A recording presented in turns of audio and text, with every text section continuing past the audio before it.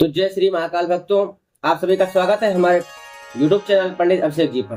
तो आज सबके लिए बहुत विशेष जानकारी आज हम वट सावित्री व्रत कथा और पूजा के बारे में जानकारी प्राप्त करेंगे। तो चलिए हम आपको बताते हैं कि वट सावित्री व्रत का पूजा कैसे करें और उसके बाद आपको कथा भी सुनाते हैं। आप कथा भी आप लोग सभी लोग सुने। तो सर्वप्रथम आप सभी लोग सुबह प्रातः काल स्नान ध्यान करके नए वस्त्र, स्वच्छ साफ धुले कपड़े भी पहन सकते हैं। तो आप पहले वस्त्र पहनकर उसके बाद आप वट वृक्ष के पास जाएं, वहां सामग्री अपनी पूजन के सब लेकर, और उसके बाद वहां पर भगवान ब्रह्मा विष्णु महेश का ध्यान करिए, जिसमें ब्रह्मा विष्णु महेश का वास होता है वट वृक्ष में, ऐसा माना जाता है हमारे शास्त्रों के अनुसार। तो आप सभी ध्यान करिए, उनका पुष्प चढ़ाने के बाद आप उनको जल चढ़ाइए। जल चढ़ाने के बाद संकल्प करिए। संकल्प करने के बाद फिर रोली, टीका, अक्षत, चावल, धूप, दीप, नैवेद्य, तांबूल, मूंगी फल इत्यादि सभी सामग्री को चढ़ाएं एक एक करके। सबको चढ़ाने के बाद कच्चा सूत लपेटिए। कच्चा सूत लपेट कर आप परिक्रमा करिए भगवान की 7 बार, 108 बार या 3 बार, 11 बार, जैसी भी आपकी हो मतलब सामर्थ्य करने की, आप उस प्रकार परिक्रमा करिए। परिक्रमा करने के पश्चात आप सभी वहां पर बैठकर, अगर ब्राह्मण जन है तो ब्राह्मण देव से कथा सुनिए, अगर ब्राह्मण देव नहीं है तो खुद से पढ़िए। तो चलिए हम आपको वट सावित्री व्रत की कथा सुनाते हैं। आप सभी लोग प्रेम पूर्वक भक्ति युक्त होकर श्री वट सावित्री व्रत की पूजा कथा सुनिए। श्री गणेशाय नमः। भद्र देश के एक राजा थे जिनका नाम अश्वपति था। भद्र देश के राजा अश्वपति के कोई संतान न थी। उन्होंने संतान प्राप्ति के लिए मंत्रोच्चारण के साथ प्रतिदिन 1 लाख आहुतियां दी। 18 वर्षों तक यह क्रम जारी रहा। इसके बाद सावित्री देवी ने प्रकट होकर वर दिया कि राजन, तुझे एक तेजस्वी कन्या पैदा होगी। सावित्री देवी की कृपा से जन्म लेने के कारण से कन्या का नाम सावित्री रखा गया। कन्या बड़ी होकर बेहद रूपवान हुई। योग्य वर न मिलने की वजह से सावित्री के पिता दुखी थे। उन्होंने कन्या को स्वयं वर तलाशने भेजा। सावित्री तपोवन में भटकने लगी। वहां साल्व देश के राजा दुम्तसेन रहते थे, क्योंकि उनका राज्य किसी ने छीन लिया था। उनके पुत्र सत्यवान को देखकर सावित्री ने पति के रूप में उनका वर्ण किया। ऋषि राज नारद को जब यह बात पता चली तो वह राजा अश्वपति के पास पहुंचे और कहा कि हे राजन, यह क्या कर रहे हैं आप? सत्यवान गुणवान है, धर्मात्मा है और बलवान भी है, पर उसकी आयु बहुत छोटी है। वह अल्पायु है। 1 वर्ष के बाद ही उसकी मृत्यु हो जाएगी। ऋषि राज नारद की यह बात सुनकर राजा अश्वपति घोर चिंता में डूब गए। सावित्री ने उनसे कारण पूछा तो राजा ने कहा, पुत्री, तुमने जिस राजकुमार को अपने वर के रूप में चुना है वह अल्पायु है। तुम्हें किसी और को अपना जीवन साथी बनाना चाहिए। इस पर सावित्री ने कहा कि पिताजी, आर्य कन्याएं अपने पति का एक ही बार वर्ण करती हैं। राजा 1 बार ही आज्ञा देता है और पंडित जी 1 बार ही प्रतिज्ञा करते हैं और कन्यादान भी 1 ही बार किया जाता है।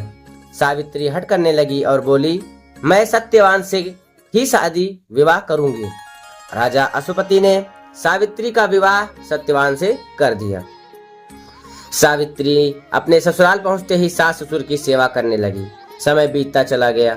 नारद मुनि ने सावित्री को पहले ही सत्यवान की मृत्यु के दिन के बारे में बता दिया था। वह दिन जैसे जैसे करीब आने लगा, सावित्री अधीर होने लगी, चिंता में डूबने लगी। उन्होंने 3 दिन पहले से ही उपवास शुरू कर दिया। नारद मुनि ने द्वारा कथित निश्चय तिथि पर पितरों का पूजन किया। पितरों का पूजन करने के बाद हर दिन की तरह सत्यवान उस दिन भी लकड़ी काटने जंगल चले गए। साथ में सावित्री भी गई।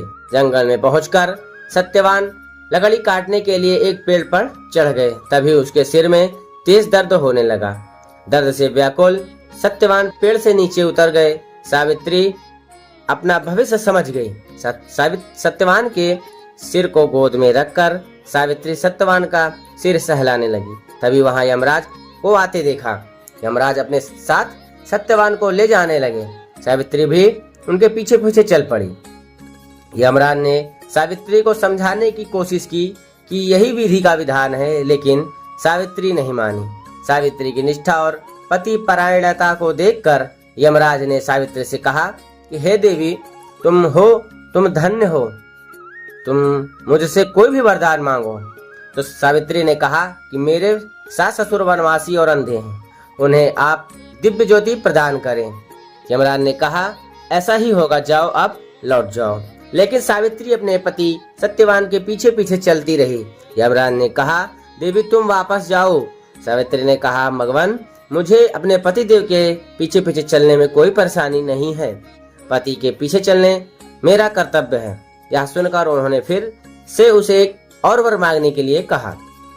सावित्री बोली हमारे ससुर का राज्य छिन गया है, उसे पुनः वापस दिला दें। यमराज ने सावित्री को यह वरदान भी दे दिया और कहा अब तुम लौट जाओ। लेकिन सावित्री पीछे चलती रही। यमराज ने सावित्री को तीसरा वरदान मांगने को कहा। इस पर सावित्री ने 100 संतानों और सौभाग्य का वरदान मांगा। यमराज ने इसका वरदान भी सावित्री को दे दिया। सावित्री ने यमराज से कहा कि प्रभु मैं एक पतिव्रता पत्नी हूँ और आपने मुझे पुत्रवती होने का आशीर्वाद दिया है। यह सुनकर यमराज को सत्यवान के प्राण छोड़ने पड़े। यमराज अंतर्ध्यान हो गए और सावित्री उसी वटवृक्ष के पास आ गई जहाँ उसके पति का मृत शरीर पड़ा था। सत्यवान जीवित हो गया और दोनों खुशी खुशी अपने राज्य की ओर चल पड़े। दोनों जब घर पहुंचे तो देखा कि माता पिता को दिव्य ज्योति प्राप्त हो गई है।